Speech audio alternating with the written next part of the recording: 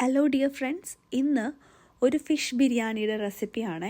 Salmon fish കൊണ്ട് ഉണ്ടാക്കിയ ഒരു ഫിഷ് ബിരിയാണി. അതായിരുന്നു ഇന്നലത്തെ ഡിന്നറ്. അപ്പോൾ അതിൻ്റെ ഒരു റെസിപ്പിയാണ് ഞാൻ കാണിക്കുന്നത്. അപ്പോൾ അതിനാവശ്യമായിട്ട് സാമൺ കുറച്ച് ഉപ്പും കുരുമുളകും ടർമറിക് പൗഡറും ഇട്ടൊന്ന് മാരിനേറ്റ് ചെയ്ത് രാവിലെ തന്നെ മാറ്റി വെച്ചു. അതിനുശേഷം സവോള, ഇഞ്ചി, ഗാർലിക് ഇതൊക്കെ പൊളിച്ചൊക്കെ റെഡിയാക്കി വെച്ചു. പിന്നെ വൈകിട്ടായപ്പം ഞാനത് ഫിഷൊക്കെ മാരിനേറ്റ് ചെയ്ത് വെച്ച ഫിഷൊക്കെ ഒന്ന് ഫ്രൈ ചെയ്തെടുത്തു. ഒരു 2 ട്രിപ്പായിട്ട് ജസ്റ്റ് ഷാലോ ഫ്രൈ. അപ്പോൾ ഈ സത്യത്തിൽ ഇത് ഫിഷ് ഫ്രൈ ചെയ്യേണ്ട ആവശ്യമില്ല.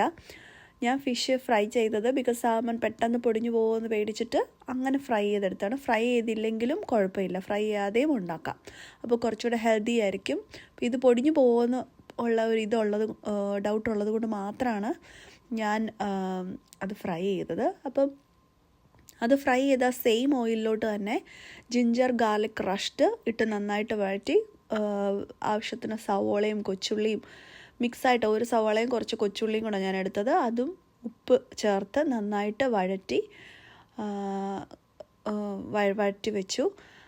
അതിലേക്ക് ഞാൻ ഒരു ബേ ലീഫ് കട്ട് ചെയ്തതും പിന്നെ ഒരു സിന്നമണും ഇട്ടിട്ടുണ്ട്.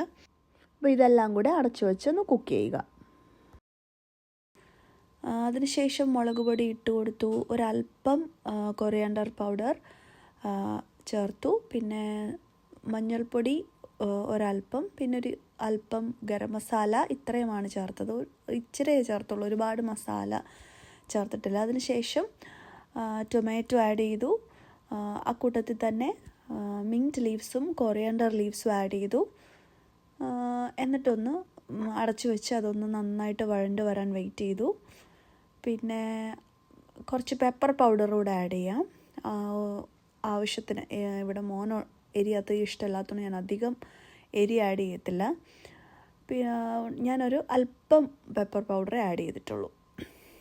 പിന്നെ വേണമെങ്കിൽ പച്ചമുളക് ആഡ് ചെയ്യുക. അപ്പോൾ ഞാൻ എന്തായാലും പച്ചമുളകും ആഡ് ചെയ്തിട്ടില്ല. അപ്പോൾ ഇതിനകത്തിൽ നമ്മൾ തൈരല്ല ചേർക്കുന്നത്, കോക്കനട്ട് മിൽക്കാണ് ചേർക്കുന്നത്. അപ്പോൾ ഒരു ഇച്ചിരി കോക്കനട്ട് മിൽക്ക് ചേർത്ത് ആ ഫ്രൈ ചെയ്ത് വെച്ചിരിക്കുന്ന ഫിഷ്, ഇപ്പം പച്ചയ്ക്കാണ് ഫിഷ് ചേർക്കുന്നതെങ്കിൽ അങ്ങനെയും ചേർക്കാം. അപ്പോൾ ഞാൻ ഫ്രൈ ചെയ്തതുകൊണ്ട് ഫ്രൈ ചെയ്ത് അതിനകത്തോട്ട് ചേർത്ത്. അപ്പോൾ ഇനിയും അത് ഫുള്ളി കുക്ക്ഡ് അല്ല, ജസ്റ്റ് ഒന്ന് ഷാലോ ഫ്രൈ ചെയ്തെടുത്തതേ ഉള്ളൂ. അകമൊക്കെ ഇനിയും കുക്കാവാനുണ്ട്. അപ്പോൾ അതൊന്ന് അടച്ചു വെച്ച് അതൊന്ന് കുക്കായി കഴിയുന്നുണ്ടേ നമ്മൾ കുക്ക് ചെയ്ത് വെച്ചിരിക്കുന്ന ചോറ് അതും കൂടെ സെറ്റ് ചെയ്ത് കൊടുക്കുക. എന്നിട്ടൊരു 5 മിനിറ്റ്സ് ദം ചെയ്തിട്ടാൽ ഫിഷ് ബിരിയാണി റെഡി.